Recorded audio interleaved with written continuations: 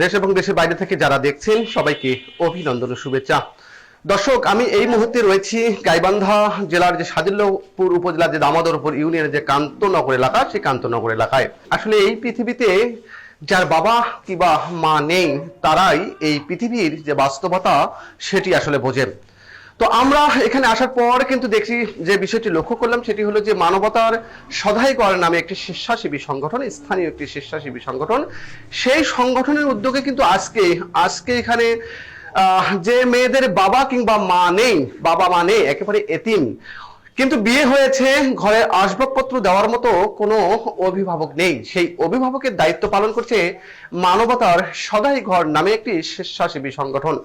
UP সদস্য আব্দুর রহিম সরকারের একেবারে নিজস্ব অর্থায়নে সেই সব পরিবারের মাঝে মাত্র 200 টাকার বিনিময়ে এইরকম ঘরের যে আসবাবপত্র অর্থাৎ খাট সহ যে আসবাবপত্রগুলো লাগে অর্থাৎ বাবার বাড়ি থেকে দেয়, সেই বাবার বাড়ির দায়িত্বই পালন করছে এই আব্দুর রহিম সরকার। একটু কথা বলার চেষ্টা করি যারা আজকে এখানে এই আসবাবপত্রগুলো নিতে এসেছে তাদের সঙ্গে একটু কথা বলি। কি নাম?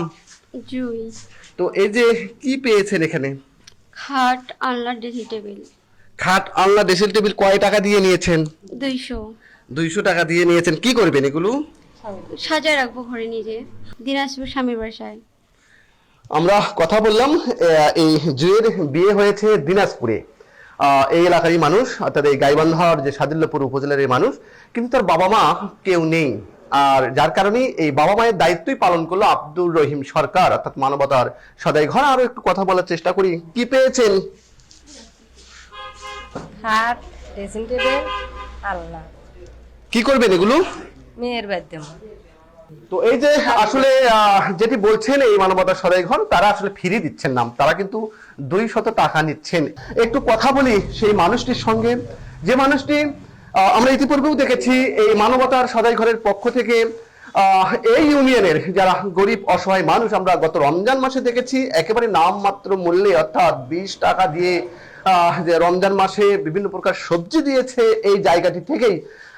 এবং এই যে গত কয়েক বছর থেকেই এই মানুষটি এই ইউনিয়নের যারা গরিব অসহায় মানুষ তাদের জন্য কাজ করে যাচ্ছে। একটু যুক্ত হব, আসলে কতগুলো পরিবারের মাঝে দিয়েছেন এরকম আসবাবপত্র, আগামীতে এই এতিম সন্তানদের জন্য আপনার কি পরিকল্পনা?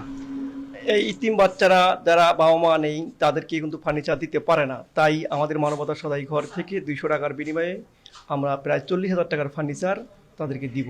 আরও যদি এরকম থাকে দামোদরপুরে, আমরা তাদের জন্য ফার্নিচার রেডি রেখেছি। আমাদের কাছে খবর আসলে আমরা তাদের কাছে এই ফার্নিচারগুলো 200 টাকায়। আর কি কি পরিকল্পনা করেছেন? 20 টাকায় আমাদের কাছে এখন একটা প্যাকেজ চালু আছে প্যারালাইসিস রোগীদের জন্য। 20 টাকায় 2600 টাকার বাজার, এক মাসের বাজার আমরা তার বাড়িতে পৌঁছায় দিচ্ছি। আমরা কথা বললাম সেই মানুষটির সঙ্গে, মানবতার সদাই ঘরের যিনি পরিচালক আব্দুর রহিম সরকারের সঙ্গে। তিনি এমনটাও বললেন যে 20 টাকা দিয়ে এই ইউনিয়নের যে প্যারালাইসিস রোগী যারা তাদেরকে 2600 টাকার বাজার দেওয়া হচ্ছে, অর্থাৎ এই দায়িত্বগুলি কিন্তু মানবতার সদাই ঘরের পক্ষ থেকে আব্দুর রহিম সরকার কিন্তু পালন করছেন। একটু জানিয়ে রাখি আপনাদেরকে, গত কয়েক বছর থেকেই এই আব্দুর রহিম সরকারের একেবারে নিজস্ব অর্থায়নে পুরো জেলা জুড়ে লক্ষাধিক গাছ রোপণ করা হয়েছে, বৃক্ষরোপণ করা হয়েছে। আমরা দেখেছি, শুধু তাই নয়, সামাজিক যে কর্মকাণ্ডগুলো সেগুলো আসলে পরিচালনা করছেন। রবিউল ইসলাম, সময়ের কণ্ঠস্বর, গাইবান্ধা।